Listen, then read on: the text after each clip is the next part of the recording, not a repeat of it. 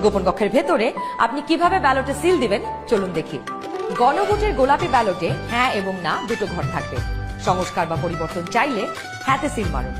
গণভোটে আপনি হ্যাঁ দিলে সবগুলো সংস্কার পাবেন, আর না দিলে কোনো সংস্কারই পাবেন না। এরপর ব্যালটটি লম্বালম্বি ভাঁজ করুন যেন সিলের রং অন্য ঘরে না পড়ে। এরপর আড়াআড়ি ভাঁজ করুন। সংসদ সদস্য নির্বাচনের জন্য সাদা কালো ব্যালটটিতে থাকা আপনার পছন্দের ব্যক্তি বা দলের মার্কায় সিল মারুন। সিলটি কিন্তু নির্ধারিত ঘরের বাইরে যাওয়া যাবে না। মার্কার বাইরে সিল পড়লে আপনার মহামূল্যবান ব্যালটটি বাতিল হয়ে যাবে। সিল মারার পর এই ব্যালটটিও প্রথমে লম্বালম্বি ভাঁজ করুন যেন সিলের কালি অন্য মার্কায় না লাগে। এরপর আড়াআড়ি ভাঁজ করুন।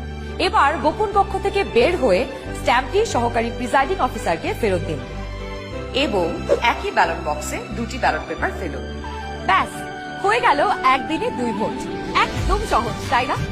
তাহলে নিশ্চিন্তে ভোটের দিন চলে আসুন আপনার ভোট কেন্দ্রে আর ভোট দিয়ে বুঝে নিন দেশের মালিকানা, দেশের চাবি আমাদের হাতে।